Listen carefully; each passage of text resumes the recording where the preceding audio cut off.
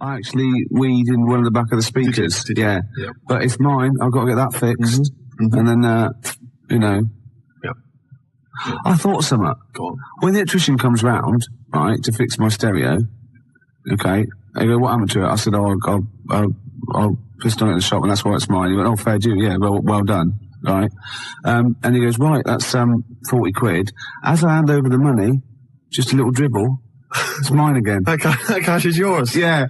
Fantastic. Yeah. Oh, it's so easy. You'll never have to pay another penny. I know. It's a shame we don't live in Ricky world. The Manic Street Preachers on XFM 104.9, and that's if you tolerate this, then your kids are going to get it too. The Spider and the Horse. Oh, remember that? It was great. Yeah, I don't really want to go into it.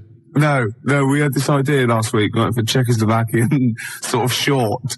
Right? Czechoslovakian animation. Yeah, with... That would be the music, obviously. Yeah, it's called The Spider and the Horse. And it's obviously a satire against the government, and the bloke, quite right, has been put in jail for the rest of his life. Yes. Yeah, and Jesuit coming around opening old wounds. Yeah. They were just healing, right? And the horse, we established, is a wicker horse. It's a little wicker horse with a little sombrero. Probably the sort of thing you'd buy if you were away in the Torremolinos. And the spider is just a blacked up crab. That's it. It's a crab playing a spider. Yeah. It's a wonderful cartoon. It's called something like The Inhumanity of the Eyes of March. Yeah. The unbearable deafness of seeing. Yeah, something like that. Yeah. And it's made by Ivanovich Gororovich. No, we're going to make it. Oh, are we? Yeah, we might as well do it now. Actually, talking of ideas, James, we've had quite a few people just phoning in ideas for game shows and TV things, and we never asked for any ideas. No, people have just we like it. them. We'll have them. They're ours now. Yeah. 0171 580 1234. You can fax us. Just to get this straight, any money made out of this is just mine. That's right. Yeah, go on. This is from Nigel in Tottenham. He's come up with a great idea. Yeah. You get loads of a panel of blindfolded contestants. I'm thinking, who would you have there, Gervais? What, contestants? Yeah, blindfolded. You know, your sort of celebrity panel. Are they got to be celebrities, have they? I think so. Ted Malt's son. Ted Malt's son, obviously. Jilly Cooper. Jilly Cooper, yeah. Maybe Joe Bugner. Oh, I thought it was going to be Henry Cooper. But... Well, it could be, but I mean, that's not fair, isn't it? Because, I mean, he did beat him. He beat him by, like, 3/4 of a point, so he was heavyweight champion. Wouldn't it be great if it was like, if it was the bloke that used to play Rene in Hello Hello. Yeah. Right, it's Sue Pollard, and then it's Muhammad Ali. That'd be incredible.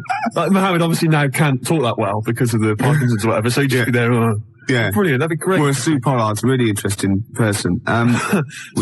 So anyway, you've got your panel of contestants, and you bring on, a celebrity. Yeah. Whose idea is this? This is Nigel in Tottenham. Yeah. So you've got your blindfolded panel there. Yeah. A celebrity comes on, maybe, Nigel suggests Jeremy Beadle, right? And they have to have their most deformed body part sucked by the panel of celebrities. Now, obviously, I assume in the case of Beadle, that's his weird, deformed, like, childlike hand. Yeah. And so they would suck that until... or his goatee. Or his goatee. And then they have to sort of suck his breasts. They have to suck Jeremy until they identified him. Oh. You know, and then... Oh, that would be great. Oh, because it'd be like a little doll's hand down the back of your throat. Yeah. And I imagine he doesn't... Oh, no, he's probably perfectly manicured that side. The other one's a mess, though. Yeah. He can't do that one. So, that's any other deformed celebrities? I'm trying to think if there are any others. I got a feeling it might be Beadle every week. Is it, Muhammad Ali? Don't diss Muhammad Ali, man. Well, no, I won't have that. I won't have that. Anyway. Ali's my man. Anyway, other deformed, I don't know. Stephen Hawking? He's not deformed. Not compared to you, no. Michael Jackson? No, this is libelous. Is it? It's got to be. Who's deformed? Who's deformed? Which celebrities are deformed? A list of deformed celebrities. 0171 580 2000. What else have we done? We've done funny phone calls, haven't we? We've done some funny phone calls. Did that one like Penky when we phoned up Safeway and said, have you got some cheese? And they said yes. And we showed them, didn't we? That showed them. Yeah. Oh, we've done some crazy crank calls. Yeah. Do you want some beer? Do you want some beer? Brilliant game. 5 o'clock foreigner. 5 o'clock foreigner. Yeah. What else have we done? There's been just too much, hasn't there? The alarm frog. That never got off the ground yet. Got going. There's some great ideas. Tip the balance. That's the last one I've got. Tip the balance? You haven't explained it. It's my last. I think it's a little bit in bad taste. Really? Yeah. Oh, well, I don't want that on this show. No. I mean, I think it's a little bit much. Really? Is it too much? Is it the most outrageous thing you've ever... Well, okay. Well, no, look, this is an idea, right? It's a board game. It's a board game. I'll send it off to Waddington's when it's 4 simple weights, sort of just like fulcrum weights, like scales. Like a little seesaw? Yeah, a little seesaw. And there's one end is like a bowl, right? The other end is like a kilogram weight. Right. And there's 4 of those. So 4 of you sit round, and you've got to quite simply tip the balance, right? So you've got to fill the bowl. Fill the bowl, yeah. What, with rice or... No. Household object? No. Bodily secretions. Right. So it's the first, Maybe you shouldn't tell us about this. Well, no, because there's simple rules. Anything that comes out your body is all right, okay? In every form. Right. Well, anything that comes out of your body, yeah. You put that into the bowl and sort of tip the balance. So, I was just thinking, if I said it quieter, it wasn't so bad. I was going to go, well, it's piss. Do you know what I mean? Yeah. Doesn't work right. Snot. Sick. Yeah. Spunk. Well, I was going to say cum, because then I could be spelling it C-O-M-E. Therefore, getting by some of the radio authorities rather sneakily. And spunk, as you said, is like courage, isn't it? Exactly. Like in the Waltons, they go, oh, look, I love your new girlfriend, John Boy, she's full of spunk. Yeah, sorry about that. Well, I've been carried away, Dad. Good night, John Boy. Yeah. John Boy. Good night. Don't. Right, here's the cure. We'll come back to this. 20 to 6, Ricky Gervais Show. And Steve, what have we offered today? Well, we've offered Tip the Balance, the new board game from Waddington's, which involves secreting various bodily fluids into a bowl in order to tip the balance. Yeah, and the way you go, tip the balance. I can just imagine the front cover with sort of Granny. She's stooped. Yeah, she's just like... she's got trousers down. Yeah. She's just... she's missed it. She's missed it completely. They're all laughing. And the family are there behind her. They're clapping and cheering. The mother just laughing, doing a dustman's blow. Yeah. Right. And the 14-year-old boy, he's got... right, okay. Well, he's enjoyed it the most, let's be honest. But what about if you know that bingo is the most popular evening pastime in the country, and there are these huge bingo palaces. Yeah, that's because with they haven't thousands of seats. Yeah. Imagine if they were all playing Tip the Balance. Very great. The smell. Oh, it'd be incredible. God, that'd be fantastic. That'd be great. You could have winner stays on. Yeah, because you'd have a disadvantage then, wouldn't you? Well, I've just. I imagine in Japan they've already got a TV show like that. I'd imagine. A kilogram's a lot though to get rid of. Yeah, you've got to have a lot of sputum. I know everything. Yeah, but I think it's a great idea. Could you give birth into the bowl? Well, no.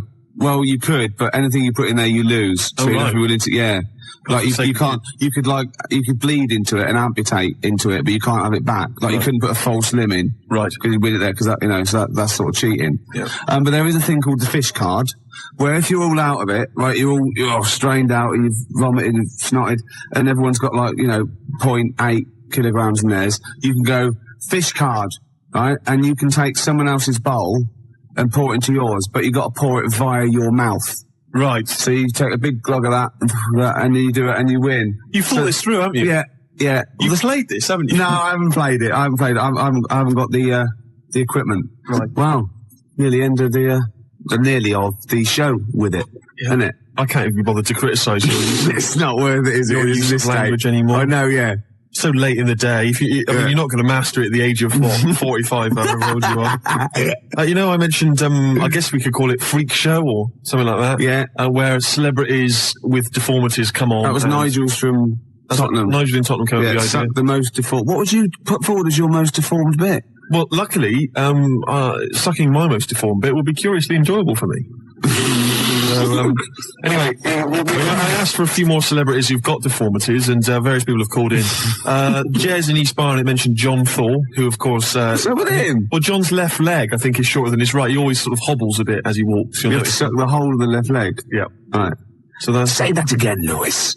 Well, I was just saying, like the fat bird in the opera. Yes. I know it is now. What? Because I said no, nothing to do with it. I just saw him do it. I just forgot and I was pissed. Yeah, go on. Paul Daniels, apparently one arm is shorter than the other. Can I just say, the head? True enough. Yeah, Debbie McGee could come on and just bring Paul as her deformed under her arm. Object. Yeah. That's from Tony Namersham. We've also had Ian Jury, Yeah. Someone's mentioned that. Says that Ian Jury... His left side. Yeah. Really? Did he have a stroke or something? Polio. Polio, wasn't it? Yeah. So his left side. And Anthea Turner, apparently she lost the middle 3 of her toes or something in a sort of horrible accident. I don't know if that's true. Anyway, yeah, Anthea Turner would be great. Just get her on anyway. She lost... Oh, what? Well, I don't think it can be true, to be honest. It says that she's only got 2 toes on one of her feet because she lost the other 3 in a fly-mill accident. Oh my God. But I don't know if that's true. So it's when you used to go to school and say had a fight with the lawnmower? Yeah, she did. Yeah. No, I meant your hair, love. No, look at me toes. Oh! Oh! Yeah. Exactly. So, so celebrities... What would you suck? Would you suck the gap, or would you suck the toes that flew off in the garden? I really haven't thought about it. Why not? I haven't really given it much thought to it, to be honest. I just got time for one more song, then the news. Oh, I'm not going to do this for any one computer. If we've got any news. Remember last week? There's no news. Yeah. Oh, sorry, there's no news. Yeah. No news. Must be news, some news, wasn't there? Yeah. Give us last week's. Anything will do. You usually do. Right, it's Lloyd Cole, and Are You Ready to Be Heartbroken? I got Sandy Shaw's version of this. Cheers. It's not interesting, is it? No, not in the slightest. 104.9. That's it then. Sorry, Put your headphones on. Sorry, it's got a toilet roll holding down the microphone because it's broken and fling. I've been working on one computer. The whole show's been a debacle. Yeah. You know why? Because we're no good and we don't plan anything, and that's got to be stopped. Exactly. You know what I mean? Someone should stamp that out. I'm getting sick of it. Yeah. Do you think I like just turning up often inebriated with nothing to say, abusing people, breaking? Do you think I like that? No. I know. Well, I want to play Bob Dylan. But at the same time, Rick, in our defence, we don't care. Not only that, we're getting paid for it. We're not monkeys, all right? We're not performing monkeys. No. If people need us to entertain them, then they ought to take a closer look at themselves, I think. Yeah. All right, we've got better things to do with ourselves than have a natter on the radio trying to entertain people. You've got lots of better things to do with yourself, and you often do what I'm trying to present, which is what puts me off more than anything. And I never tip the balance. You know what I mean? You need a lot more. What? No, I was just thinking. I thought I had something to say, but I haven't. Who's Snowden's guests? Matt from Gene. Oh, Matt from Gene, excellent. I like Gene. And who else? And is what's his name? From 3 Colours Red. Pete from 3 Colours Red. Brilliant, excellent. Okay, we better get out of here. Yeah, good. Bob Dylan, It's All Over Now. Baby Thank Blue. God. All right, Em. All right, see you soon. Cheers. It's all. The track is Celebrity Skin. Ricky Gervais. Oh, yeah. It's a joy. It's fantastic to be back. See if we can boost those ratings for another hour. Yeah. Now listen, you brought a ginger wig with you this evening. As I say, I'm not entirely certain what part of anatomy it's for. Well, it's not from a cock. No, we were playing a sort of like... oh, charming! John Peel can say the F word. That's entirely subjective. That's the name of a band, Ricky. Oh, right. So if I go out tonight and see a band called Suck a Dog's Cock, I can rave about that. Just because he's a grown-up, he can say the F word. He can't say it. Why can't he say shut it. You're here anyway, to play radio game shows. Okay, it's great. And that's what we're going to do. King of the game show. We played Who Wants to Be a Millionaire last time. We did. It was great. No one won the million. They won a BBC pen, though. We gave 3 I actually BBC meant on the pens game away. show on television. Oh, right. Keep up, Ann Hobbs. But we're going to play sort of a version of Blind Date. I've got my mate in. As you can see, he's not the best looking bloke in the world. Come on, then. Shut up a minute. Don't embarrass me. All right. Okay. I'll just describe him to you if you want to. He can't get a girlfriend for obvious reasons. He's 6'7". He's sort of got a puce sort of translucent skin about him. He's got bulgy eyes on the side. He's hideous. He's a freak. He's an ugly man. Don't price me outside the market. No, but we're going to see if we can get on national platform to get him a woman stupid, lucky enough to maybe. I've got my idea. Does he have a name? Steve. Steve, okay. Yeah. Steve, is it all right to ask you a couple of questions, just to get the girls kind of, Who's she? Juicer. Ann Hobbs. Alan Hobbs. Yeah. Ann Hobbs. Okay. Steve, how big... She's in all the magazines, all the blogs. Steve. Magazines. I've got stacks of magazines. I've never seen that. Steve! No, you wouldn't in yours, no. Have you, I don't know though, actually in this line, have you ever been on the back of any sort of Portuguese playing cards? That's it. On the back of a bus, I've been many times, but not Portuguese playing cards. Yeah. Steve, I need to ask you a few questions, as I say, because we need to sort of ginger the girls up, the listeners, What's that mean? Ginger them up. It means, You got John Peel saying the F word and getting away with it because he's been in radio a few years. You got playing things going, you bastard. Then she's saying gingering you up. That's got to be illegal for a start. She's smoking something. What is it? Steve, It's not the crap. girls It's a big need joint. to It's a know joint. She doesn't smoke crap. a couple of things. What's your star sign? Hey? What's your star sign, love? What does that mean? Come on, it's When were you born? important. Quick, when were you born? What month? November. Yeah. What is he, Sagittarius? No, I don't know. How big's your appendage?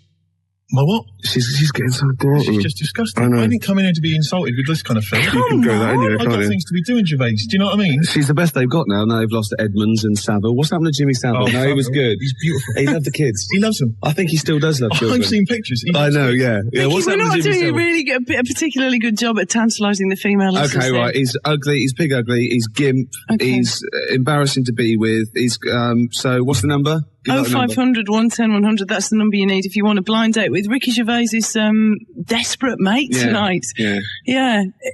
A merciful act, I think, for Can I just any tell about woman. my idea for my own particular lovely game show to go on telly? It's got a big star in it. All right. It's called Celebrity Foxy Boxing. It's not scantily clad women. It's celebrities beating up Dr. Fox for charity. Hey! Just even do a link. You get the crankies come in and kick shit out of them. 0500 110 100. That's the number you need if you'd like to, if you'd like a blind date with Ricky Gervais's best mate. And it's Hobbs and Gervais this evening. Oh, we're playing blind date with Steve, aren't we? Gervais and Hobbs, really. I suppose we better ask Steve what sort of woman he's looking for. Yeah. I can't stress enough that he really is. I've seen women laugh when I've introduced him to him, and some sort of like get a bit scared. He is hideous looking. I want to let people know that, so there's no con involved. He's a salamander. What sort of woman are you looking for, Steve? Hey? What sort of woman are I you don't need all this, like, do you know all this stick? No. Coming here, Hobbs is starting it as well. Yeah. Between records, gabbling away. Yeah. Do you know what I mean? I don't mind. Well, but it's come on, just, get on with it. What sort of woman are you looking kind of woman, celebrity women, famous women. for? Like who? Oh, I don't know. Louise Woodward. Louise Woodward. She's a good looking girl. Yeah. She's a good looking lady. Yeah. I see you thinking there. You're thinking that with all that trouble with the, child killing, Yeah. that, there won't be a lot of people in the queue. On I the reckon I can contrary, jump I to the top. think you're aiming a bit high there, to be honest. Really? What are you Yeah. talking about? You're like aiming it? a little bit high. We're not thinking celebrity here, are we? We're thinking about the average Radio 1 listener that might appeal to you. I don't know. It's got to be a celeb, really. Mo Molam. Mo Molam. Oh, good looking girl. She's You a like her good-looking lady. headband, do you? Well, it's funny you say that. I saw her on the telly, and she had like a little bit of lip gloss and big earrings and that big headband, and she looked like Simon Le Bon. Oh, he's a good looking fella. Duran, a classic band. Actually, Louise Woodward looks a bit like Simon Le Bon. You like women who look like the lead singer of Duran. I'd rather that than women that look like the lead singer at ZZ Top. So Anne Hobbs is out there. She's out of it. She's out of it altogether. Look at Anne Hobbs there. be the What is beard. that? What is she Yeah. wearing? What is that? A smock? When was that fashion? You could look at Anne Hobbs. She takes fashion tips from Last of Summer Wine. I know, and all the haze of What's wrong smoke. with that? I mean, that's a wonderful programme. Yeah. You can't... Yeah, but not Bill Owen. Yeah, she says she's no Louise Woodward, is she? Yeah. Yeah. Oh, Louise. Oh, Louise Woodward's pudgy, but she's not. It's just baby fat. She's got a beautiful, Baby beautiful fat. hairstyle, though, Baby hasn't fat. she? It's not baby fat. That's a Freudian slip. It's puppy fat. What did I say? You said baby fat. Puppy fat. That's No, the she's phrase. gorgeous. She didn't- What are you talking about? She was completely remodelled. She didn't kill any puppies. She didn't. If Louise Woodward's been touching puppies, I'm not interested. I'll be honest. Forget it. No, I'm not going out with a puppy killer. That's just sick. You're not going out with anybody other than a God. standard Radio 1 listener this God. evening. Because that's all we have to offer you. What can I say? All We right, cannot lay out okay. celebrities on a silver platter for you. That's Well, completely insane. He's looking for anyone who's stupid enough to one, call up, and B, fall for it, and C, go out with him, and D's out of the question. He's never got the it D yet. is. Yeah. But listen, we've got a prize here. Skegness riverboat trip, chicken in a basket. No, I It's can't afford that. boss. It'll be... No, it's free to the What? winner and you. That's your date. Hey, it's not bad. I thought it was going to be wine and dine and 25 quid. You can't pay 25 quid to someone to go out with you. What, 50? 50 would be better, yeah. 50 will be all right, yeah. Yeah. Right, okay, one more record and then we'll stick a caller on. 0500 wondered if you feel that you can contend with these sick men, and they are sick. And if they've said anything to offend you, I retract it immediately. Yeah. Mel B. Ricky Gervais is with us. His mate Steve is absolutely desperate. Look at him panting. Desperate for a date. Oh. And happily, we've got Laura on the phone from Worcester. Hello. Laura, you've not been put off by all this kind of chat about, the aesthetics here. No, not at all, mate. Just go out for a laugh, don't you?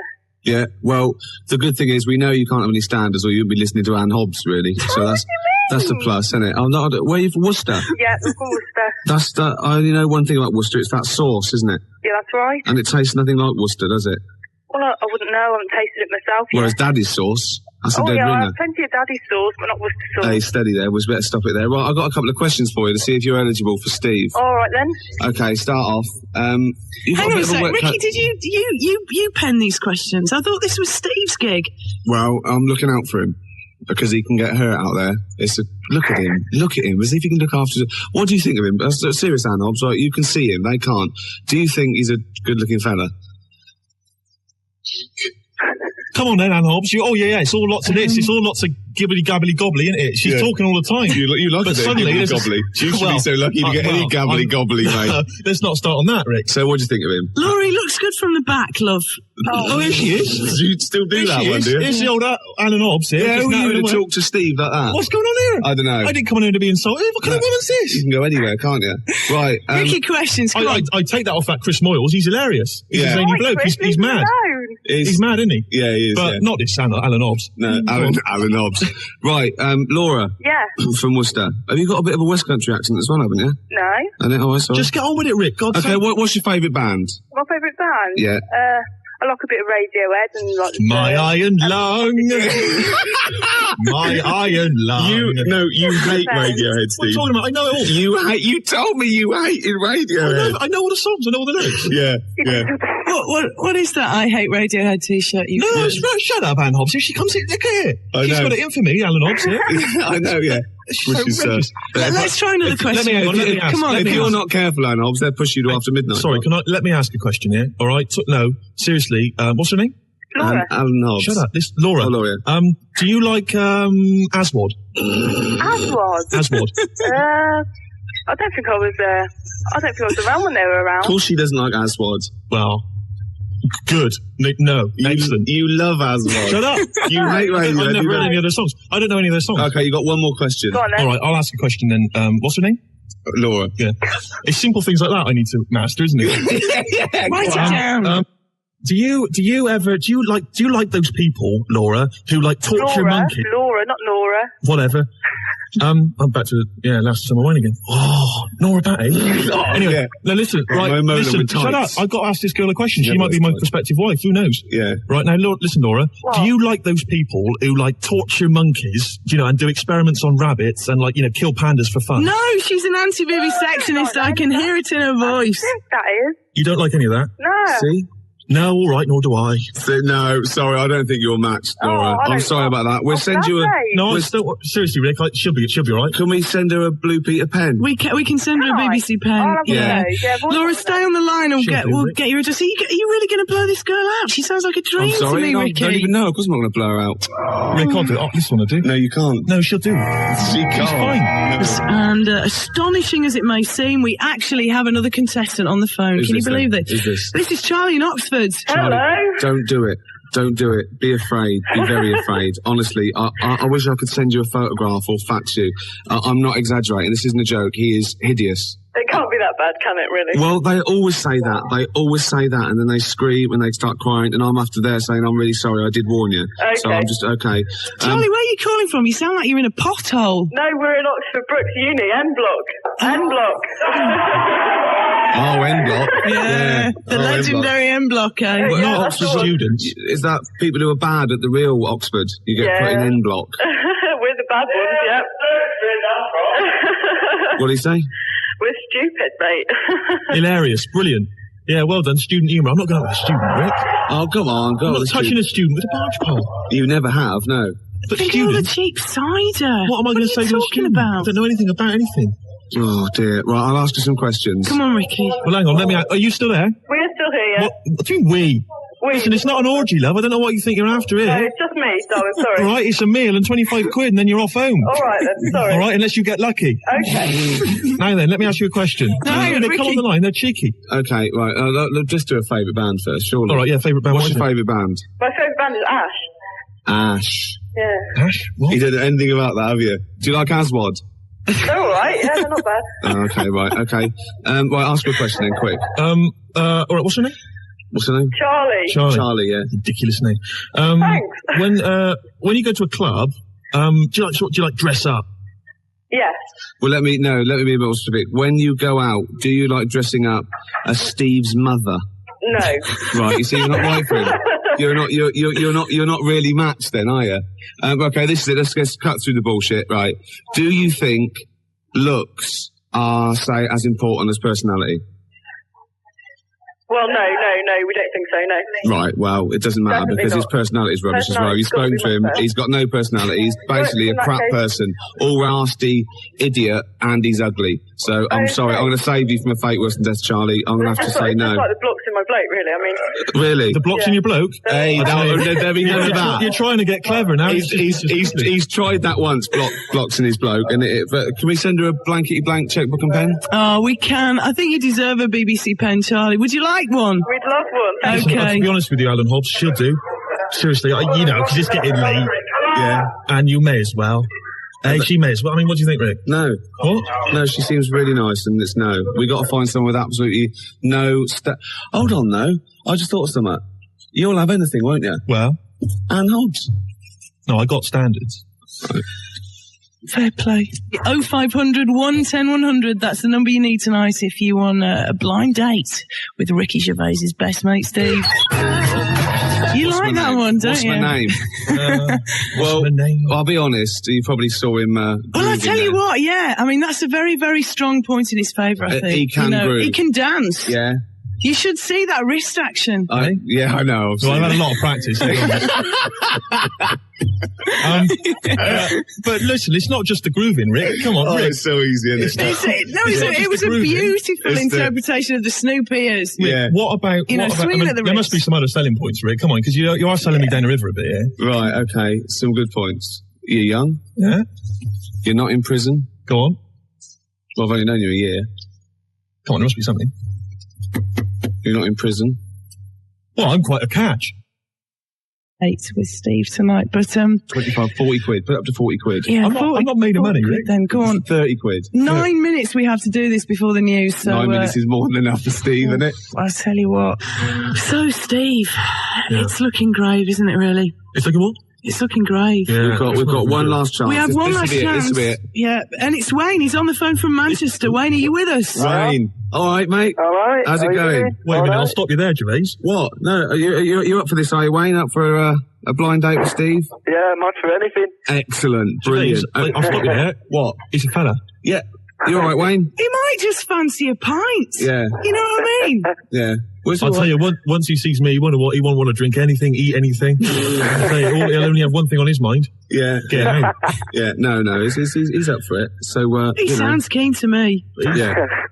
Right. Okay. I'm heterosexual, Rick. He's a fella. Steve, you've got no chance with either sex, so it won't make a difference.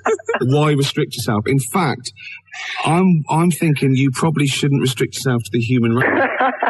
And if Wayne's up for it, he's warm-blooded, he's human, he's from Manchester, I know. He's obviously got a sense of humour. He's which is obviously very important. Yeah, wait till he sees him, he'll lose that straight away. Well, I've got to ask you a few questions, Wayne. Go on then. So, do you like walking on the beach? Maybe in the sunshine? Maybe in the rain? Do you like poetry, for example? Yeah. Yeah, what's your favourite band? Do you My like Asthma? favourite poet. No, what's your favourite band? My favourite band. Yeah. It's got to be the one and only Oasis. Oh, Steve loves Oasis, don't Yeah. you? It's got to be. I've never heard him. Oh, he loves Oasis. I don't, Oh, what's your favourite food? Do you like Aswad? Aswad. Yeah. Shine like a star. Oh, he does. Oh, No, he knows no, it. you I know bet I you love could that even one. sing the chorus for us, can you, Wayne? Shine, Come on, can you shine sing the like a chorus? star. Come on and shine. Oh, Shine like a star. yeah. Shine Oh, so bright. Oh, this is a Like the match star made in that No, you I've never are. liked Aswad. I've always thought they were a bit weak, sort of kind of cod reggae. I've never liked it. Oh, Alright. fantastic. Oh. So, you're quite open-minded, are you, Wayne? At the moment I am, yeah? Yeah, you'll try anything, won't you? Yeah? Yeah, Once. excellent. Did you like to experiment? Sort of like push the boundaries back? Yeah? Fantastic. Right. Looks like okay. we've got a winner. No, Right. No. Okay, well, it's Forget on. the BBC pen. We've run out anyway. You'll have to come down to London, though. I thought to be safe, maybe you could meet somewhere. Well, Ricky, we've got the Skegness Riverboat trip all set up. Chicken in a basket laid on. Will you come back next week and tell us how it went?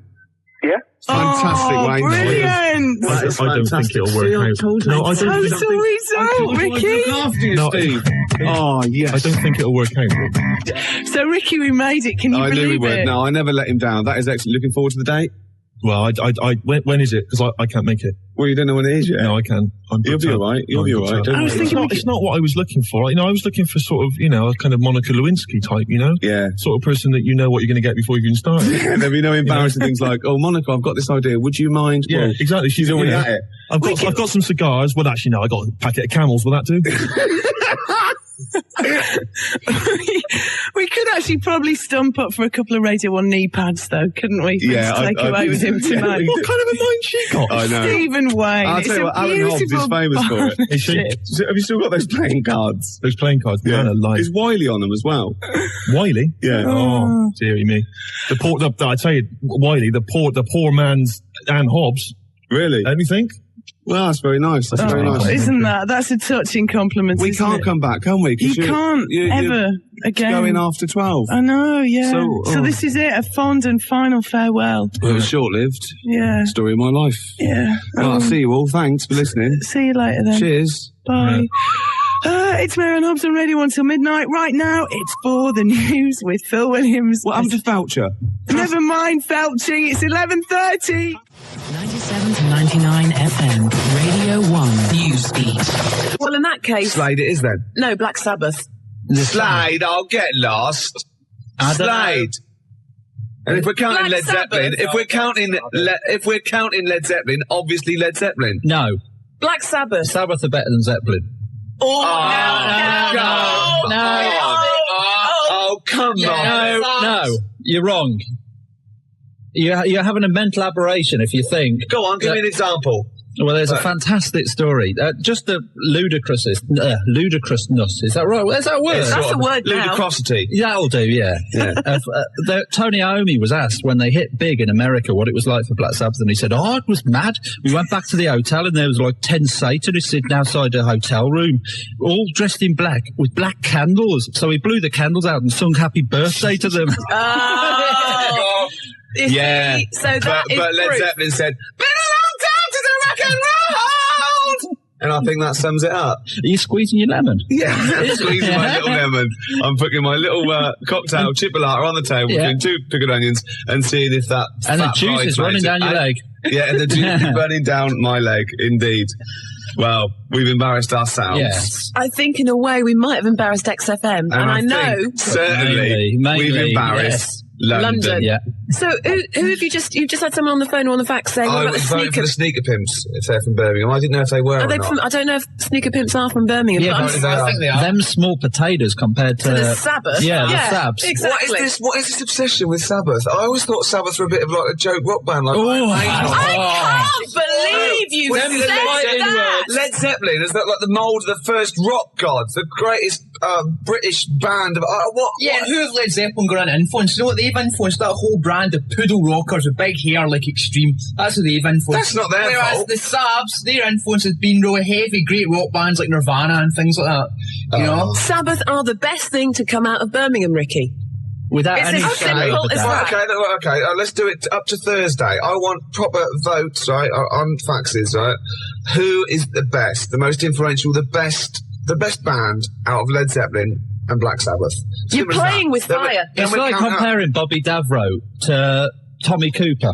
Oh, well, It's honestly, I don't think so. I believe it is. I think it's like comparing.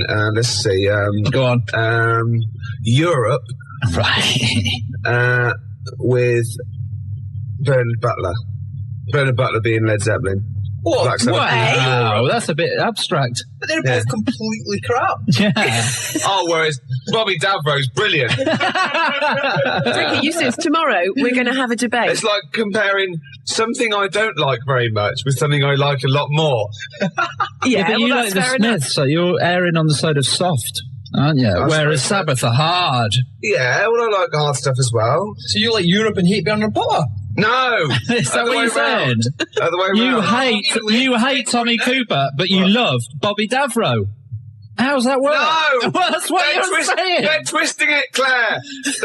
Please vote for me. I'm by myself in the studio. 0171 580 2000. Never vote for it. Led Zeppelin's better than Black Sabbath. 0171 580 2000. We've got 10 more minutes to leave Campfield. Let's ask Campfield. Campfield. That is the Go and get him. He's We're just going to get him. Anyway, Matt, let's a bit of small talk here. Yeah. So you've enjoyed yourself today, have you? Yeah, I have. Yeah, But yeah. he's wrong. He's He so is wrong, isn't he? Yeah, he's having an aberration. Oh, he's here. He hasn't been listening. Right. Have you heard what we've just been doing? I've got no Okay, right. Ian Campfield. Don't Completely impartial. Seriously, you two look away, right? Right. Okay. I'm going to ask you, don't know what we think or who thinks, just answer the question, right? Right. In your opinion, Yeah. who is the most influential band on the world rock scene? Right. Don't give me any clues. No. We're not saying anything. Who, in your opinion, is the most influential band? It's the better band for you and who influenced more people out of Led Zeppelin and Black Sabbath. And what scene? The rock scene. They're Yeah, all rock the most scene. influential in rock Just and the pop. best band. Yeah. Best band. It's got to be Led Zeppelin. Yes! Yes! I'm taking that. Yes! That's it. You're a scum. That is it. You're a scum. Because Led Zeppelin were Led Zeppelin when they weren't. They folded up. Black Sabbath, great albums with Ozzy Osbourne. 20 years after that, I'm afraid they went crap.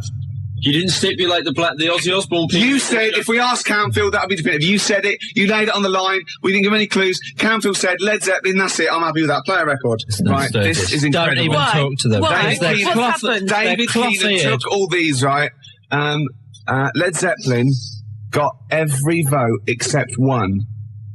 Every single person was for Led Zeppelin except one, and that wasn't to Black Sabbath, that was for Dave Keenan. Out of those two, said, I'll vote Dave Keenan, give him his own show. So Zeppelin got all the votes, Sabbath got none, Dave Keenan got more than Black Sabbath. Thank you. It's official. For the discerning punter, of course, Black Sabbath will always be there. But for people that just say, you know, For people who haven't got Bonnie phones, Tyler. people who can't use the phone. I like the phone, but I can't use the phone. No, of course, people who can use modern technology, it's Led Zeppelin. excuse Thank me you. a minute. Who did you say, Sturgis? Well, I was going for Sabbath. Right, Sabbath. And did you do the Friday Rock Show on Radio 1? Exactly. I rest my case. No, I rest my case. Yeah, Okay. and so No, do and so do I. And so do I. You can shout I that think out. I do. Well, I look think at I this. laid my case before you, and I rested it there, and it was lounging. The fingerprints of a koala bear are so similar to that of a human being that if they were found at the scene of a crime, the police would not be able to tell the difference. Is that? Well, that is the fact that I That remember. is the fact. And is it true? Well, it depends what sort of crime it where- was, really. But you got this from a reliable source. Of course, the internet. So let me get this right. The fingerprints of a koala bear are so similar to those of a human being Yeah. that if they were found at the scene of a crime, the police would think that a human had committed that crime. Yeah. Or vice versa, maybe. What kind of a crime is that? The great koala bear eucalyptus robbery. Right. Yeah. So Yeah. they've come in, right? All the police have come in, the detectives, right? Quincy's come strolling in about half hour later, and they go, "It's all right, Quince, we've solved this one. This is obviously a human being." He goes, "Oh, is it? Oh, is it?" They go, "Well, yeah, of course it is. There's a bloke here. He's been bludgeoned to death with a lead pipe in the conservatory.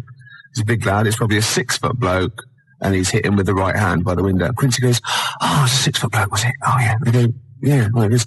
"Oh, right. No, it's just that, you've ruled out the possibility of 5 koala bears standing on each other's shoulders, have you?"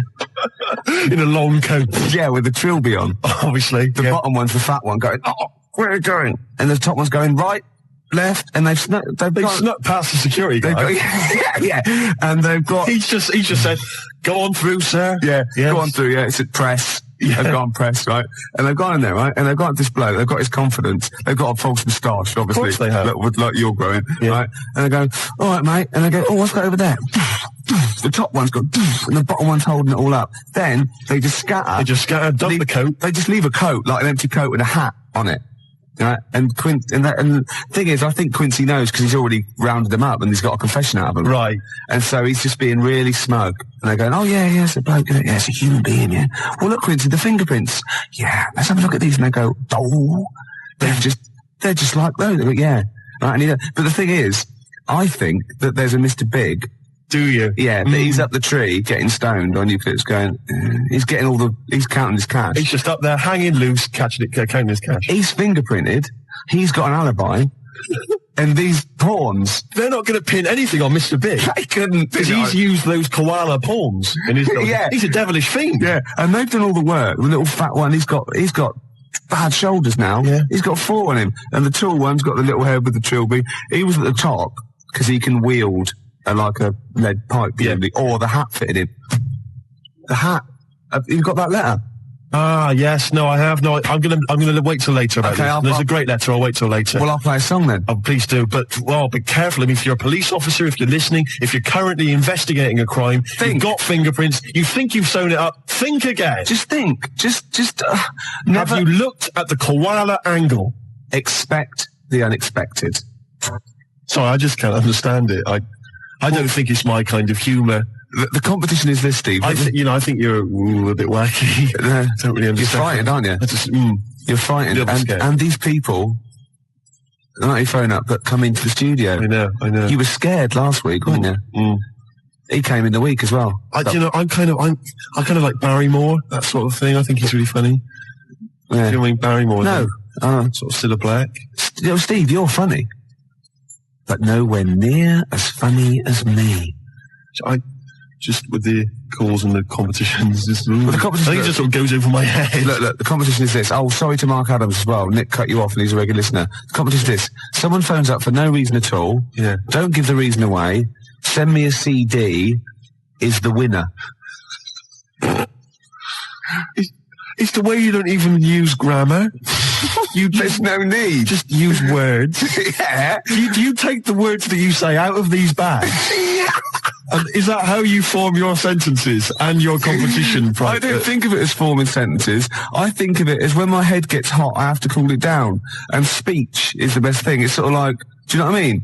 I walk on the street and I have to talk, and it sort of cools it down. I've got some people who've called. John has called from North Harrow, Louise from Clapton, Claire from Hendon, Paul from Maida Vale. Yeah. I don't know why they called. No reason. I don't know who they are. No reason. Going back to the competition that you set, I like that one. We've had a fella, Carl, from Catford. Yeah. Now, he phoned up to try and offer us a suggestion as to how we can receive money for free by begging for it without breaking the law. Oh, he's the winner then. And, is he? Yeah. Well, right. So, the fella on the phones, the fella's manning the phones even managed to get a CD out of him, persuaded him to send us a CD. He would be the winner anyway, even if he hadn't sent the CD. Yeah. I'm just trying to pick a song here. I haven't worked out my next song. Gervais. I did that for a while. Gervais. What? I don't want to work here anymore. Is that all right? Do you mind if I... No, there'd be plenty of people wanting to fill your shoes. And think of all the old newspapers I'll get out of it. Wait a minute. Was on the tube earlier, Gervais. Now, I know that you walk into work, but I do have to take the tube. There's a kid on there, sat opposite me, 10, 11 maybe, all right? And he looks quite normal. 12 at the most. Ordinary looking kid, just got the sort of, street clothes on or whatever. But, looks perfectly normal. He's not the kind of kid that's going to get bullied at school. He's just a normal looking kid. Except, Gervais, he was wearing a deerstalker hat. Now, what's happening there? Oh, I love that. Do you know what I mean? When he goes to school on Monday morning, if he's wearing the hat, they're just going to kick the hell out of him. Well, all right, we'll pass that on to Howard. We'll keep that. And as I said, anyone wants to get hold of Howard, do it via us. He doesn't really give out his address, obviously. Might attract mad people. Now, I read in the paper years ago, there was this guy, right, and he was from Sheffield, and he was at the birth of Christ. He'd lived before as a cow. Okay? Right. Yeah. But that's not all. Another bloke who also lived in Sheffield saw this and said, I don't believe it, so was I. Right? So what's the chance of that? I go, yeah, I was a cow as well. And they started this cult called Cattle for Christ. Just 2 of them. But I just imagine people going to say, I was a donkey. God, did you see it? No, there was like a beam in the way. I couldn't see. Nor could I. No, I was being milked. Couldn't see a thing. Where were you? I was a chicken. So you saw everything. No, I was out, wasn't I? I was so close. Poultry for the prodigal son. Yeah, would be beautiful. Yeah, no, well, I mean, I'm sure there are all kinds of societies like this, and perhaps if you're a member of one, then we'd like to find out all about you. 2 idiots talking nonsense on the radio. It's a cult. Yeah, of course it is. Well, I am. Challenge has been set. Yeah. Matt didn't know this, but I'm a bit of a Subbuteo buff myself. He comes in here all hard with his sheepskin on, right, with his little team under his hand, his roller, and I go, I'll play Subbuteo. I said, I do, yeah. So, the gauntlet was laid down. It was, yeah. We've got Chile against England, but I unfortunately haven't got Chile, so I brought in Morocco instead. Not Morocco, what they call Colombia. Colombia, yeah. So if any of the defenders mess up, I can always shoot one of them. Yeah, of course. And that's going to be live. It's 10 minutes each way at 20 to 3 in the XFM Lounge. We are actually doing a proper football match, YouTube football match on XFM this afternoon. Kick off at 20 to 3, so it's 10 minutes each way. Yeah. And we'll be dipping in occasionally to see. The little boy Fraser's going to be the referee. Marvellous. He's the only one that can fit on the pitch and run round. Of course. without disturbing any of the players. Of course. It's a work of genius. And I've picked my team. Have you? Yeah. Already? Yeah, England I'm having. No, I've got this, look at him. Look at it. Look at his face. Gascoigne here. He's so pleased. Look at him there. He's only an inch high. But look at it. I've got Gascoigne there. Incy, Batty, Seaman there. I don't know if I've got that. It's all over Nigel Martin, who's in goal. I'm going to put a little there. But I've not mine. Matt brought it in, you filthy. So, anyway, we're going to... Apparently for goalkeeper's choice, though, most women prefer Flowers to Seaman. So, really? Yeah. Oh, there's some of the crowd. And it's off. We're away. There goes. It's a beautiful thing. He's moving down the pitch. It's gone for the... But it's Chile now. Chile on the break. It's a foul. It's a filthy, dirty foul. England, the crowd don't like that much. And he's run up there. There he is. He flicked a plastic man. Barry Spinnaker there and little Tommy Tompkinson. Jimmy Twizzler. Oh, there he is. Oh, but they're giving it away straight away. It's the number 11 there, and he's running. It's a goal kick. Look at it. It's a goal kick. There's little boy Fraser there on his horn, right? On his high horse. Half time. That's it. No, we'll be back in a minute. That's ridiculous. Riley. That is stupid. We can have a penalty shootout, though. I nearly sprained myself then. I had to stop in mid-swing. That's happened before, though. We will be back at the XFM Mum, I don't want any tea. I'm busy. You're very good with your fingers. Right after this. Well, Claire, England are down to 10 men.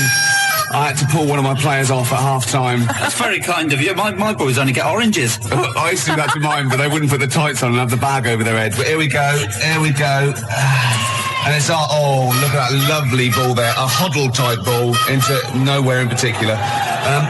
It's Chile again. They're in England. They fouled his own player. They missed it completely. England move up there, and it's a dirty foul. I'll take it. Quite a dangerous area. He's moving 2. He's not... 1, 2. Here we go. I've never been in such close proximity to you, Ricky. England in possession again. Oh, look at this move here. It's like you have to show they're keeping it. They're playing with the ball now. It's a foul. He's going to take it quickly. It's there. 104.9 XFM. You all right? This is Karl, producer of Ricky Gervais and Steve Merchant. They're not about today. Ricky's on holiday. Steve couldn't be bothered. So I'm left here with all the DATs. That's a digital audio tape of all the shows they've done since they've been here over the last, I don't know, year and a half or something. So we'll play you some of the best bits. All right, so here's the first bit. Like, that got a load of attention in the press, but the Trisha programme got nothing. Okay. Which, I know, Steve called me up in the week, right? Like 10 o'clock in the morning, I was at work, and he goes, I should think so at 10 o'clock. I should think preparing this show. Most people go to work about 8 or 9. Are you watching Trisha and that? I said, no, what is it? He goes, you'll be loving it, right? Freaks, was it? Help me, my mum's a freak. Siamese twins.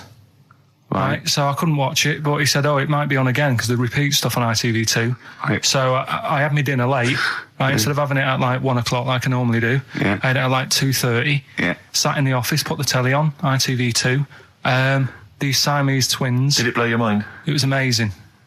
You know, we talk about a lot of things on the show quite a lot. The airy kids crop up a lot. I was waiting. It's been 10 minutes and you haven't mentioned the airy kid. Right, and last week we were talking about Siamese twins, weren't we? So it was weird that this programme was on, but it was amazing. I mean, what I think you can't refer to them as Siamese twins. I think they're known as conjoined twins. Why? I think Siamese is maybe considered derogatory or as an old antiquated phrase. Yeah, I think it's because the first famous ones were actually from Siam. Right. And that doesn't exist anymore. No, it's conjoined, Carl. Yeah. Get the phrase right. But you'd think that if that's happened to you, that wouldn't be that sort of offensive. The names that you must get called. Right. You think that's the least of your Siamese worries? twins, I'd say, well, that's, Now, were you stunned by where they were connected? Just live with it, we'd say. Because they were connected, of course, at the forehead. Oh. Sort of, which was quite extraordinary. Well, there was one set of Siamese twins. One had a job and the other one didn't. That's ludicrous. Yeah. The other one was unemployed. The other one had a job. She had to go to work. She had to get up at 6 o'clock on her day I'm off. supporting you, literally. Yeah. Then they get done off the social for sort of...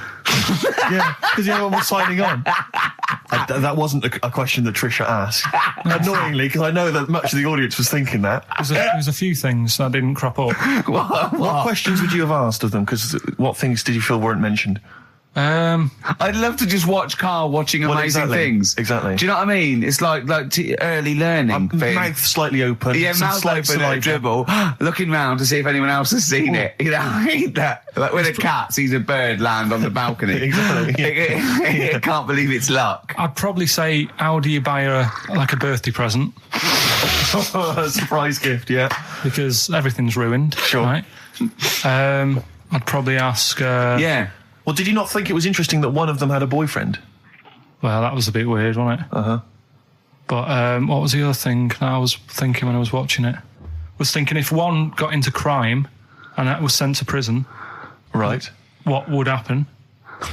How would you handle that? It's brilliant. It is brilliant. If a chimp could talk. And what was the other one? The other thing was, what did he talk about? Because it's not as if you can say, I guess what I did today. Do you know what I mean? Yeah.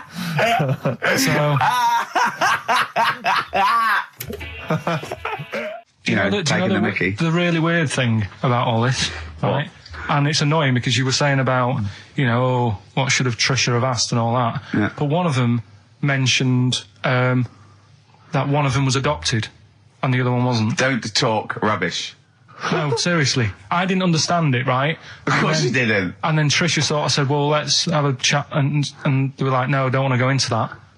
What do you mean one was adopted? That's what he said. One of them... don't quiz me on it, but that's what was said. Hello there, Hello there, I'm a multi-millionaire. And I've just seen your orphanage. I'd love to adopt one of your children. You'd like to adopt one? I'd love to adopt a children, because I've got loads from around the world, so I'd love to adopt one. I'd give you $10,000 towards your... We're speeded through then, yeah. Okay. We've actually got 2 left. I only need one. I'm only interested in one. Yeah, I don't need any more. Don't need any more. They're sisters. I know it would be tragedy to break them up, but I really only need one. Now break it up. There's the rub. You see. Sure. Because, you just need the one. It's $10,000 now. You can have that. I'll sign it now. But I don't want to discuss it further. I'll bring you around. Brilliant. Okay. Ding dong. Hi. Yeah. Brilliant. You brought my kid round. Yeah. There she is. There. That's a joy. Yeah. Okay. Just standing next to a bush. Yeah. Do you want to? Can you bring her out? No. There's nothing behind the bush. So you just want. I just want to be able to walk 360 degrees round her. Do you want her or not? Yes. I can't believe it. What's that little trolley? She's talented. Oh, dear. You're talking nonsense, Carl. Well, whatever. I'm a little bit concerned about your toilet discussion. What exactly is your point again? I was just a bit bemused. You see, it's a tricky one. All I'm saying is, right, there I was at the pub quiz. I go to the toilet, not thinking about anything. I try to go, right? There's a little gay fella next to me. I love this little gay fella. Now, the weird thing is, there's nothing stopping him having a little glance, right? Because he's allowed in the fella's toilet. Yeah. Now, I'm not allowed to go into the woman's toilet and have a little have a little look round. Right. So all I'm saying is, should they have another toilet area? What, for gay people? Yeah. And so this would be gay men and lesbians?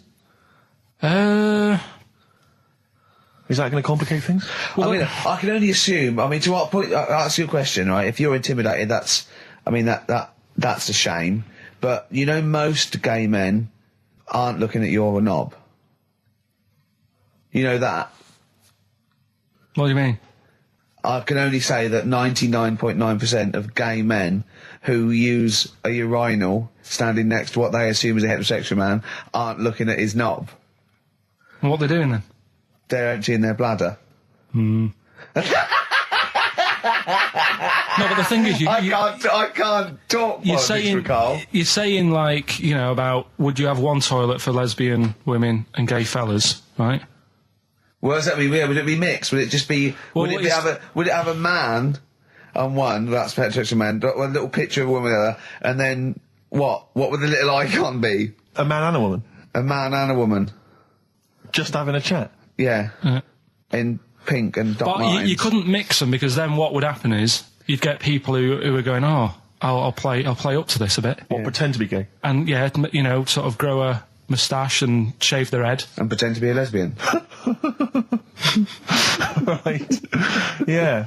So, I see. So, you know, people pretending to be gay so they could go in and have a look at the lesbians. Yeah. Right. So that would mean that we need 4 cubicles now, wouldn't we? Yeah, no, this is fine. 4 cubicles. So every pub How now... many toilets do we need at Every the pub's moment? now got 4 toilets. Oh, Carl, bisexuals. Yeah. Now, interesting. Bisexuals. How many toilets do we need now? Call the council. Do you use any? Huh? No. No, because they're interested in everything, aren't they? Because the little bisexual fellow will be looking at your knob. Right, with them, what you do, you just have a door, you open it, and there's one urinal there, so you can't get a queue. They have to sort of wait. I just thought that, well, why can't there just be a thing between the urinals, so no one can look at anyone else's knob? Wait a minute. Just to go back to Ricky's point, what stops, even if we've got the toilet for gay men, what stops the gay men who want to have a look at your willy going in the regular toilet and pretending that they're straight? Most men don't wear gay across their head. Exactly. They don't have a tattoo. There's no branding yet in the British House where they have to declare. So we're going to have to expand this. So we've all got to carry identity. Do you know you can see a gay, can you? Coming a mile off. No? No, I'll just hold it in next time. No. Can you tell gay men? Do you know a gay man? I'd say, probably, if you did if you lined some people up and said, point them out, I reckon I'd get... But hold on, we're not talking about people dressed in leather with the arse cut out and an handlebar moustache. Yeah. We're talking about, the everyday, non-seen... of course. Yeah, but I mean, suppose I put you in a room and there was 10 naked men, right? Yeah. And there's 5 gay men and 5 hetero. Could you walk along that line looking at those gay... Am I naked? No, you don't have to be naked. Why would you have to be naked? To catch them out. Play a record! How would you catch them out? No, don't go into it. Don't go into it. Play a record. And then the other thing is, the one that I was reading, the world record with the fellow who's pulling a train with his teeth. Does that make any difference that he's done it with his teeth? What do you mean? Well, what difference does it make? Well, isn't it? It's quite hard to pull a train with your teeth, I imagine. Well, it's pretty hard to pull a train. All I'm saying is it because he couldn't beat the fella who's pulling it with his hands? Well, this is my point. I think there was one bloke with the record for the running backwards 100 metres was sort of like 11.5 seconds. And I was thinking, turn around, you'd probably have a really good go at that. Do you know what I mean? Yeah. It's sort of like doing a marathon with a milk bottle on your head. Take the milk bottle off and see how fast you can go, you twat. But you can just tweak it, like the fella who has done the pegs on the face, right? Yeah. His name's Gary Stretch Turner, right? Right. So you're sort of cheating already if he's got a stretchy head, right? but you are, right, you are one of the most stupid humans I've ever met. Well, get me in the book. Yeah. Right? Well, listen. So Gary Stretch Turner, right? His record is 153 pegs. Yeah. he did it again, and he only got 150 on. So he hasn't broke his own record. Right. But what I'm saying is, if he tweaked it a bit more, would that make a new record? What?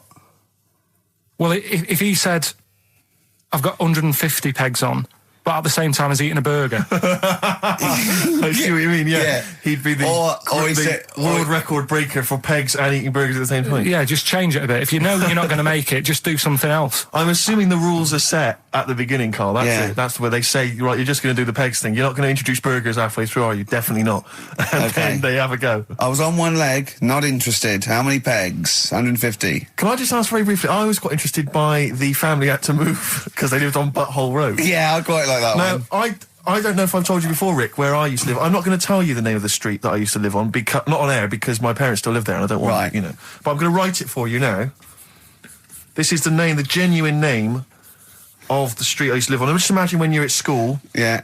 And like in class, for instance, in French, you've got to say, you've got to answer where you live. Yeah. J'habite, wherever. Yeah. That's the name. This is actually the name of the street we lived on. No, it's not. I swear to God. That is... I could phone my father now and he could confirm that for you. No, I swear because he doesn't want to God. And I tell you that... But listen, do you know what worries me? It's the apostrophe S. I know. Because that's blatant. Yes. Amazing, isn't it? That is incredible. But imagine how embarrassing that was. So if I look that up in the Bristol... You will find that in the Bristol A to Z. I swear to God. That is really... Why have you never told me that before? I can't believe I haven't. That's I'm incredible. still embarrassed now. Do you know, whenever I have to phone up, if I have to give that address, I always spell it instantly. Really? Like, somehow that'll hide it, that'll disguise the name. But I can't get over that. Anyway, if you perhaps live in Tits Avenue, or... Wankling Drive. Wankling Drive, just get in touch. Let us know, we're not really interested. This is XFM 104.9, I'm Ricky Gervais, with me Stephen Merchant. You're listening to the best of, basically, Karl Pilkington. This is a bit easier, but I still think it's a good one. So this is, we should explain what this is if you've just tuned in. It's one of those stupid lateral thinking problems. That Karl himself has created. Yeah, that was his homework. Right, this one. It's a fella. He has a normal day doing stuff. Nothing wrong with him. Right? And it's the twist in the tale. It's just like Tales of the Unexpected. Yeah. Just a normal day, nothing wrong with him. Hold on, though, he's got the legs of a fish. Go on. So that's why he's been hiding his legs. So Go on. He does his the legs of a fish. So he can't carry on. He has his working day and that, and then he gets a bit tired. Goes to bed. He puts the light on, leaves it on, goes to bed. Oh, that's crazy. That's mental. I can't think what's happened. Anyway, here's Radiohead. Right. Okay. What? The question is, why does he put the light on when he's going to bed? He's had a normal day, he's come home from work. Is that right? He's come home from work, or he's not been working? Yeah, he's just been out? No, he's been working and stuff, I think. You think? You've made it up, Karl, you can decide. So the question is, why has he put the light on when he's asleep? There's a reason that he's put the light on when he's asleep. Has he gone to sleep? No, Karl, don't shrug. You're meant to answer these questions. He put the light on before he went to bed. Yeah, and the question you're asking me is why? What's the scenario? And the light's on and that, but he's gone to sleep. Yeah. He started reading and then he fell asleep. No. Did he intentionally, for some reason, put the light on? Every night. It's mad. Sounds mad. That's Karl, doesn't it? Every night he does it. Yeah. He puts the light on when he goes to sleep. Karl, is the point of this, he puts the light on for a very good reason. Not for us, but for some people. He's blind and it's always been on, and he thinks he's turning it off, but it was on in the day, and he thinks he's turning it off, but he's turning it on because he's blind. No, that'd be stupid. That works. No, that works great, Rick. Yeah. Thank you, Karl. So you've got to come up with... Hang on. If you're blind, why would you put a light on? No, he thinks it's off. Yeah. But why would he turn it on anyway? Just think so he doesn't get burgled, so people know he's in because he can't see him. So he just he puts the light on when he's there, then he turns the light off when he goes to bed, so people think it's fine. But he's got it out of kilter, and actually he's walking around in the dark all day. I don't believe that if you're blind you turn your light on. I don't think you'd be living on your own, would you? I'm not having that for a second. Do blind people live on their own? I'm not having that for a second. Well, some people do. Lonely blind people live on their own. No, if you got bad eyes. Any of them women? Are there any blind women who are living on their own? No, I mean, if you know of some blind women. 08700 800 1234. We've gone through this. If you are a blind woman with no standards and you don't care annoying voices and smell, then get in touch with you. Yeah, I mean, you've got to be within the ages of, say, 25 to 65. You know, Right. well, call it 75. You fussy all of a sudden. Yeah, go on. If you were blind, would you live in London? Because someone said yesterday there was one struggling outside in Leicester Square, and I don't understand. If you would, I mean, you know, that might have been a tourist. But why come to London if you're blind? It's the worst place in the world to come if you're blind. To hear the sights. To hear the sights. It's a bit mad, isn't it? They do the same job. They have tourist needs like anyone else. Yeah. No, but it sort of stinks, and you'd go away going, "Oh, it's not that good." I just thought that I thought it was a bit weird. Well, never mind your concern for the partially sighted or sight impaired people coming to London. Get on with this. Yeah. So there he is.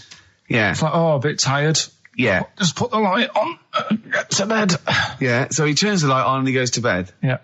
Oh. Should we play a track? He's not sleeping on the job. He's a lighthouse keeper. Well done. Is he a lighthouse That's keeper? not it, Carl. He's a lighthouse keeper. Right. Why wasn't the light on all the time? It's light in the day. You idiot. Play a record. What? Play a record. You're a buffoon. No, actually, the light isn't on in the day, is it? No, it's not. I think you're the buffoon. Oh, yeah. Carl has won!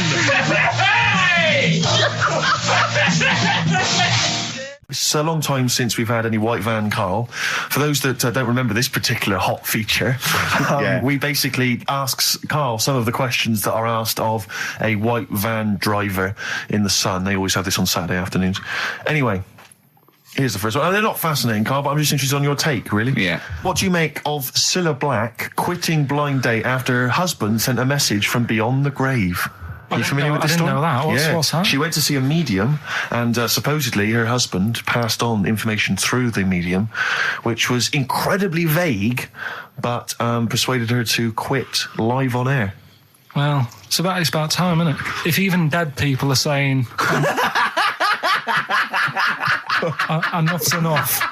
But I'll tell you what, though, talking about ghosts and that, do you know how I'm into them? Yeah. Right? How weird do you think this is, right? Well, it's not true. Before you say it, play a record. No, go on. Go on. Right, it's this woman. I don't even know if it's ghost, really. It's just a bit weird. Sure. Yeah, sure. There's this woman, and she's not a woman, she's a kid. Sure. Okay. She's walking down like a street in her area. It's a nice day and everything. Everything's normal. She's walking down, and a woman comes up, cycling past, right? The woman on the bike looks at the kid, absolutely terrified, right? Got a really scary face on her. Yeah. The kid's thinking, why is she doing that? Yeah. Right? So anyway, she thinks nothing of it, goes, I think she was playing in the park or whatever, goes and has a nice day. About 15 years later... Oh, right, yeah. She's, I don't know, I think she was going to work, right, on a bike. She was riding her own bike. Riding her own bike, cycling down the road. Oh, yeah. Looks at the kid. That's the thing that happened, like, 15, 20 years ago. Right. It's her on the bike looking at her as a kid. Not another child. No. So it's her. She's seen herself. Carl? I mean, I don't know where to start. Firstly, where's this information come from? But I mean, why do you ever?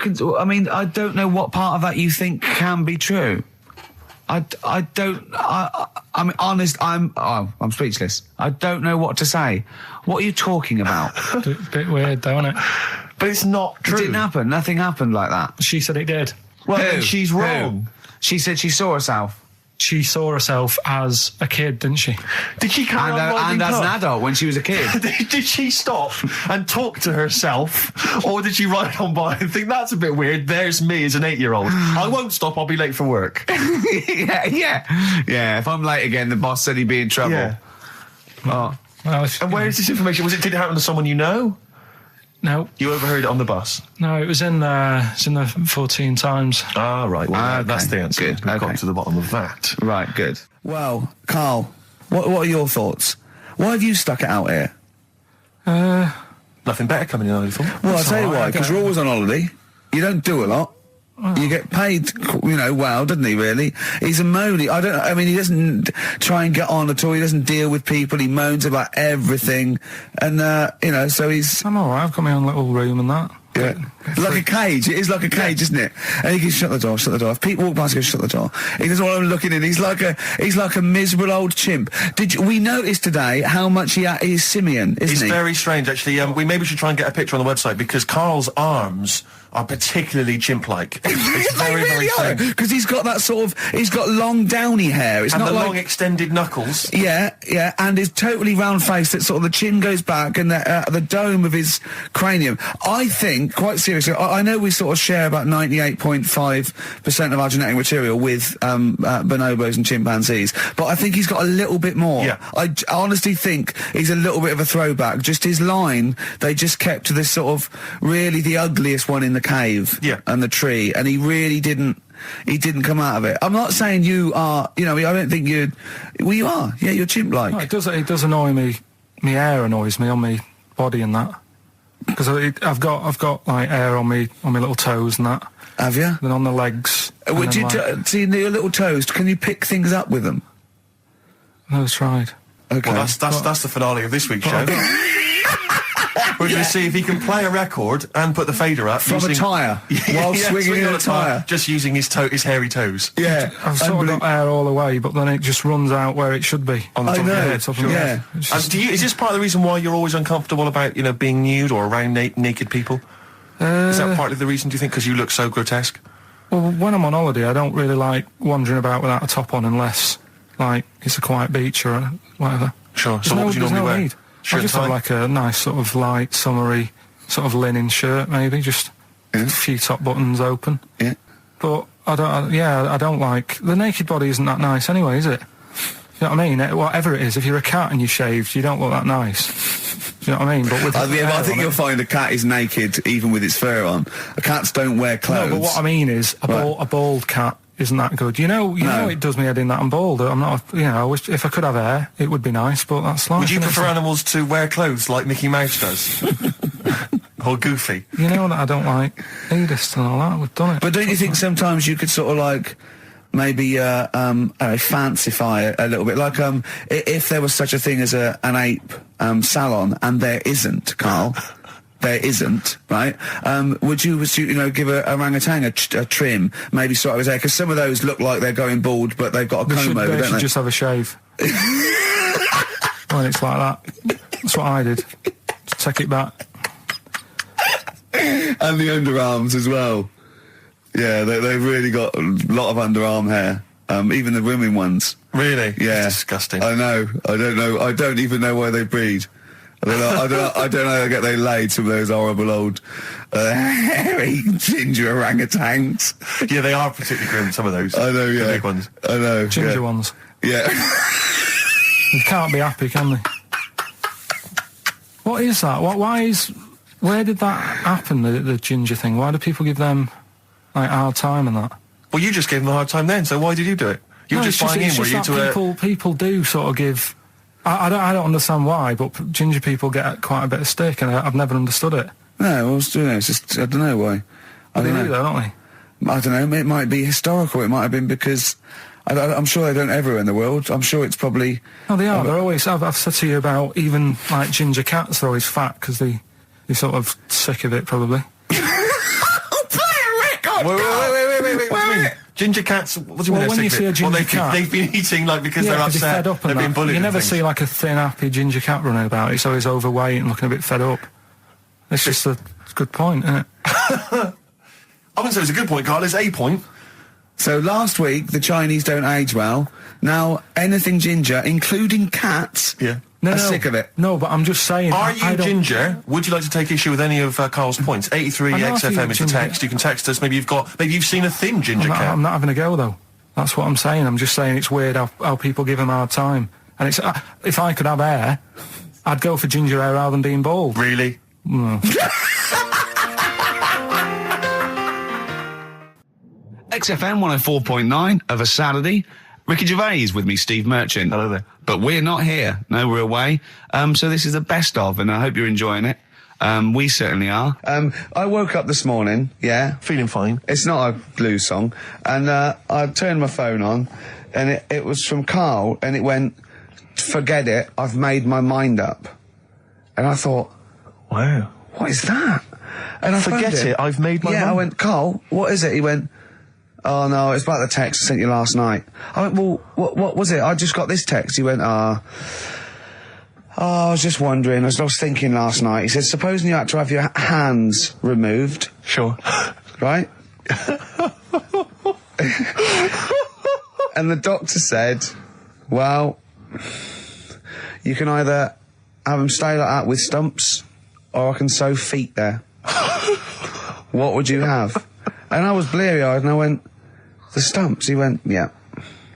I went, all right? He went, yeah. And then what was his follow-up text to that? And then I got the text, it was obviously before it, and it went, and it was like quite serious. What would you do if surgery not doing your hands? Would you have stumps or the feet? Right? Now the way, when I said he's made his mind up, and I went the stumps, he went, yeah. I think secretly he decided on the feet, but was too embarrassed to tell me. There's a little bit of what would you do?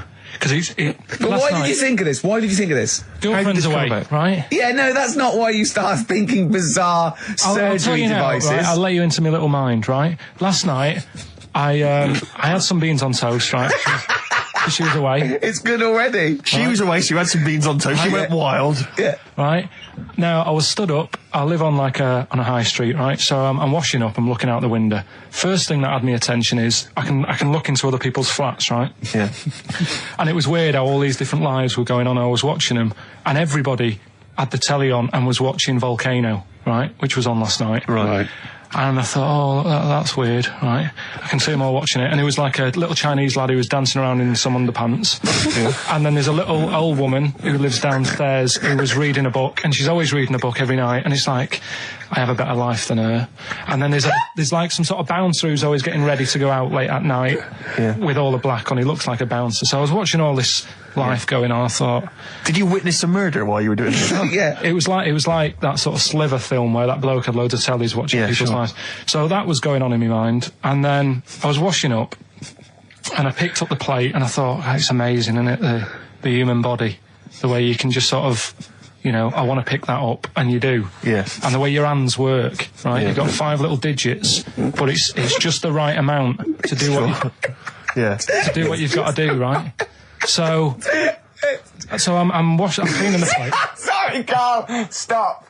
It's just the right amount. Might be one of the most genius things I've ever heard said. I would love David Attenborough to phone you up and say, Karl, how do I word this about the evolution of the mammalian front limb? Just go, we'll just say it's the right amount. But it is. One extra would get in the way.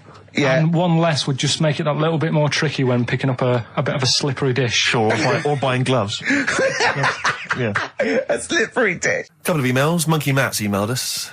Who? Monkey Matt. Oh, Matty, yeah, go on. Yeah. He says... How's the Monster? He's all right. He says, Karl has missed a cracking headline from The Sport. Hide-and-seek champion found dead in cupboard. I hope it's real. I don't know if it is. I doubt it. Just looking through some of the news stories that Karl did make it into Karl's news roundup. Yeah. This one you might be interested in. Headline, woman says partner ran off to become vampire. Yeah. And it says a young mother says her partner has dumped her to become a vampire. Rebecca Roberts from Somerset says Matthew Barrett fell for a blood-worshipping woman in a US cult. The 23-year-old mother says he began shaving all his body hair, dressed in black, and used Rebecca's lipstick to redden his eyes. Rebecca caught him performing weird blood rituals in front of his computer at night, cutting himself to prove commitment. She said, I thought it was just a hobby. Everyone's got a right to one. I was pleased he'd found an interest. Brilliant. This is apparently from The Sun. Apparently he's left. He's gone to America. He's living in this Ohio-based cult. But it's the last bit where she's been asked whether or not, if he came back, would she take him back? Sure. And this is where I wonder if the journalist, you know how journalists are supposed to just report the news, be objective. Yeah. I wonder if maybe the journalist here has maybe had some interference. Made the quote better for them than go on. Because it says, I never thought this would take over his life. Now, if he came back, I'd say fangs, but no fangs. Oh dear! I can't believe. Imagine you're the woman, Rick. Okay. And I've come round. You're the journalist. I'm the journalist, and I've come in and I've said, okay, I read about this. All I have to do is not say that thing. You've come. I understand you're obviously quite upset. Your husband's gone gutted. off. If he came back, would you take him back? Definitely not. Right. What would you say to him then if he came back? Just get lost. Right, but I'm really pissed off with you. Would you perhaps say something a bit more pithy? Not in this situation, no. You're upset? He cuts himself, he drinks blood, he's left me. Sod off. I'm not interested, mate. Because I tell you what. Go on. I mean, I like what you said there, but I wonder if we could condense that a bit more. If he came back, would you say... Go away. Would you ever say something like, thanks, but no thanks? No, because it makes it flippant, because I'm really angry. I know you're annoyed. And I'm upset, so I wouldn't say... I certainly wouldn't say thanks. I might say no thanks. But what if you sort of said it like aggressively, like you were giving him the finger, thanks, but no thanks? Like you didn't really mean it. What, sort of sarcastically? Sarcastically, would you possibly say I might say thanks, but no thanks, and that'll be it. And that's and I'd leave it there. I'd never change that. Sure. I'd never change those words. Can I ask you a question? Go on. Do you like puns?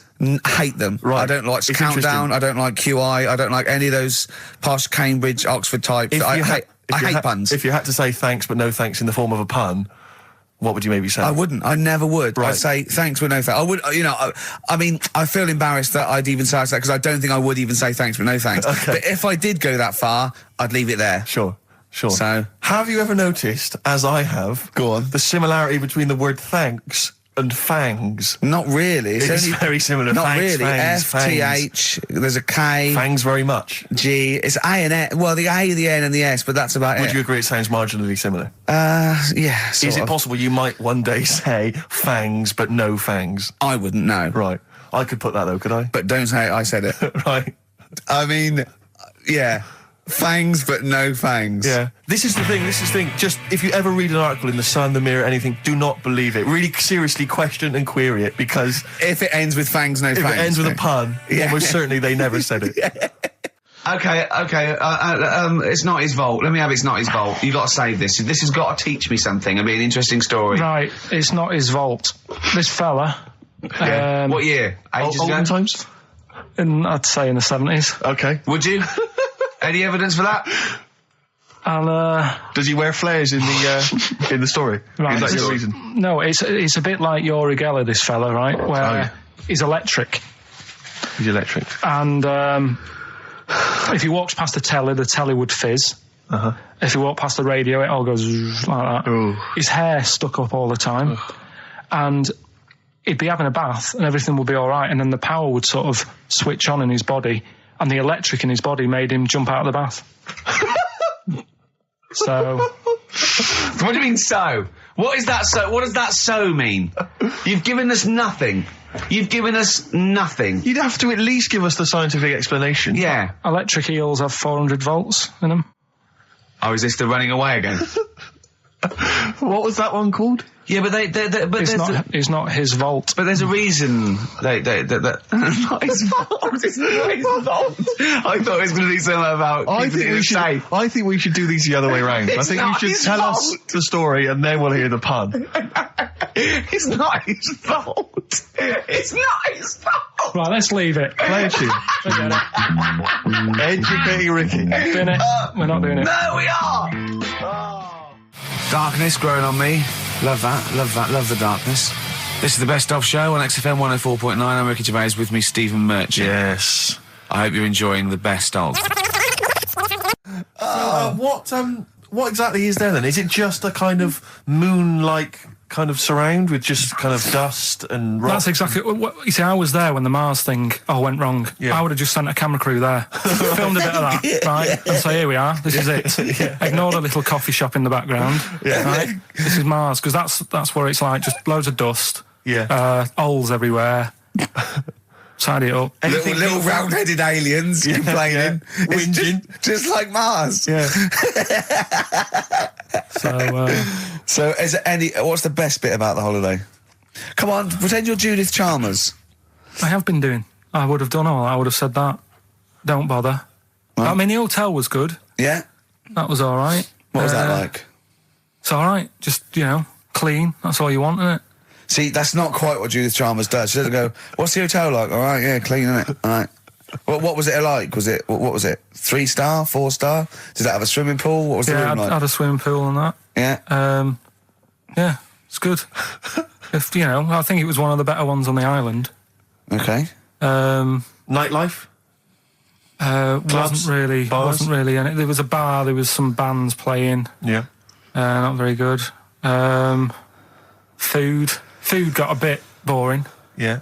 It was always the same food every night, but they sort of themed it and made out as if it was different. So, like, on Mexican night, it'd be chicken with a nacho on it. Right. And Chinese night, sort of chicken with a little prawn cracker on it and stuff. Sure. But that got a bit boring. That's me just turning on my phone, because I want to read to you a text that I got from Karl. I think you sort of sum up the holiday in this text, don't you? Do you remember it? I can't remember. Let's have a look. Let's have a little look. Instantly, what did Suzanne, your girlfriend, make of it? Similar view to you, that they should fill in the holes? Yeah, it's just that thing, you see, I went on a coach trip, right? And you go and see the volcanoes. Like I say, there's 36 of them. Yeah. Which, you know, how many do you need? And when we're on the coach going round all these volcanoes, the fella on the front's going and look out your left window at the moment, and there's a volcano. And if you quickly look out at the right-hand side there, there's another one. Right. And on the left, he's just like, all right, we've seen it. Sure. Do you know what I mean? Yeah. And that trip, I mean, we'll talk about that trip in a bit. Right, this is the text I got from Karl, right? All right. Been up to a volcano. Been in some dead artist's house who built his house in the lava. They said they would show me science with volcanoes, but all they did was chuck some water in a hole and it shot up in the air. No dwarves in the canteen, no scousers here, but there is a Swede woman with a big head. She looks effing gormless with a cap on. All right? So a little reference there to... A Swede woman? What's that mean? Do you mean Swedish? Yeah. Or she looked like a vegetable? No, a Swedish woman. But they've all got sort of quite big bill, aren't they? And I sent him a text. Oh, well, it's just good to be on holiday because, you know, I'm working. He sent back, so am I. Just been watching Sky News. There is a school for monkeys who want to get a band together. Is that monkey news for later?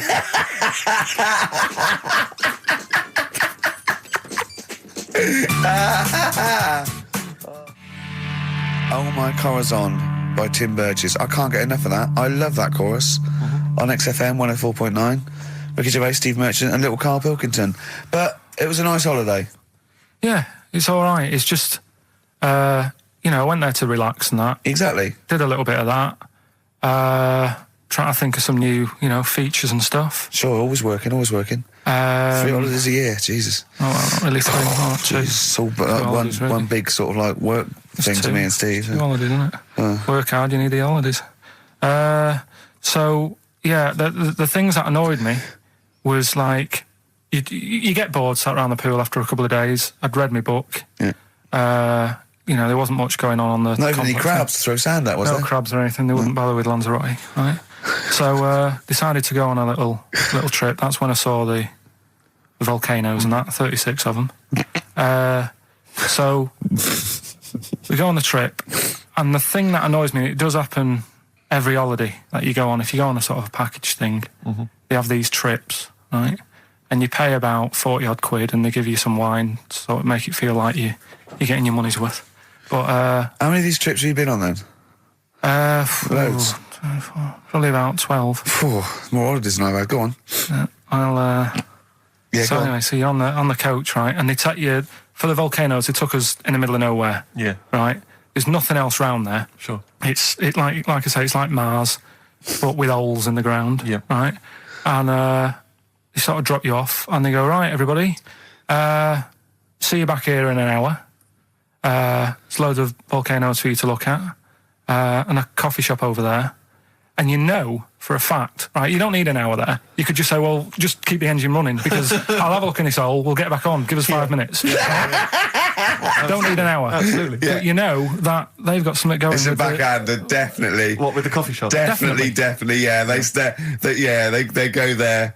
And they get everyone to have an ice cream and a coffee, and they sit down and have a fag talking to the bloke. Yeah, and it's like, cousin. Yeah. How much was the coffee?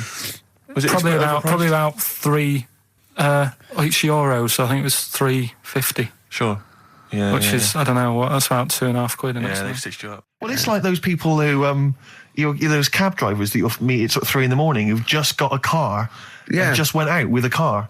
Yeah. And just, I'll pick people up and charge them. Yeah. I got in one once. I said to him, the guy just pulled up. I said, he said, I was in like East London. I'm going back to North London. I said, going to Swiss Cottage. He went, sure, hop in. We set off. He went, do you know the way? I said, well, not really, no. I thought you'd know the way. You're in a cabbie. And he went, no, don't really know the way there. I said, have you got an A to Z? He went, no. I thought, well, if you're going to go out just on the, just winging it as a cab driver, 2 things, take a map and a torch. He didn't have either. He said, well, I'll probably get to Camden. I said, right, I'll direct you from there. Drove on for about 5 minutes, making conversation. About 5 minutes later, he went, do you know the way to Camden? I thought you knew the way to Camden. I don't really know the way. I thought I did. Oh. It was let me out. £4. Exactly. And that's, I don't know who's got that sort of time on their hands that they just think it's 3 a.m. I'm at a loose end. I think I'll go out doing a bit of cabbing. Wow. Yeah. Because your dad was a cabbie, wasn't he? Yeah, he was, yeah. Couldn't stand it, but it's good money. He was he wasn't like a chancer, though. What was he doing when he put that little Forrest Gump in a wheelie bin? That was part of the cab company thing. They had to do like a charity event once a year, and he did it one year. Never asked him again. Tell us the story again. I'd rather not, because we got a few sort of complaints about it. Why? Why did you get complaints about it? Because he put a kid in a bin, and it's not the thing to do.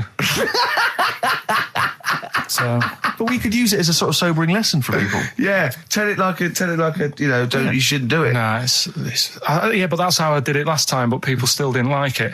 All the stuff I tell you, we don't take the mickey out of people on purpose. No. It's real life, isn't it? And that goes on in life. Yeah. My dad was saying that in hospital, though. Do you know I was in hospital? Yeah. He did some jokes about old people and that. And he said, at the end of the day, if something makes you laugh, it's funny. And if it makes you laugh, you can't help laughing, can you? Do you know what I mean? So, what are you meant to do? And laughing's good for you. Yeah. So... But being laughed at isn't as good for you, is it? No, but there's probably more people laughing at one person, so if you balance it out, there's only one person who's upset and there's a bunch of people laughing. So it's genius. Give me an example of that. Give me an example. Well, for instance, Karl Pilkington as he talks and the people listening. Yeah.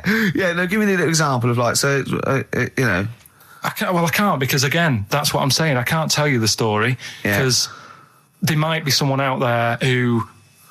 This person might even be listening and think, I forgot about that and you brought it all back to me. So I'd prefer to leave it, but I think people know... Why did he put him in the bin in the first place? Because he was getting out of hand. What was he doing, though? You see, I can't explain. You can, don't be silly. I prefer to leave it, honestly. What was he doing? Was he annoying him? He was annoying my dad and the other people in the cab.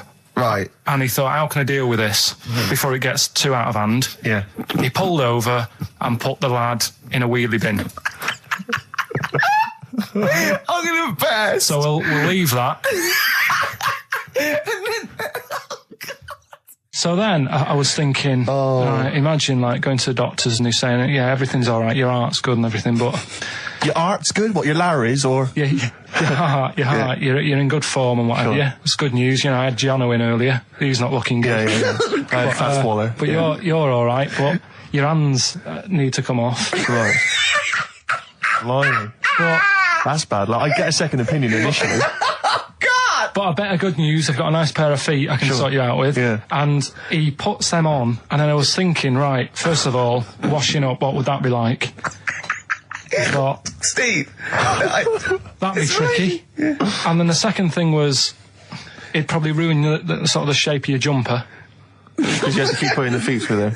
Yeah. And then I thought, but I could still cycle in.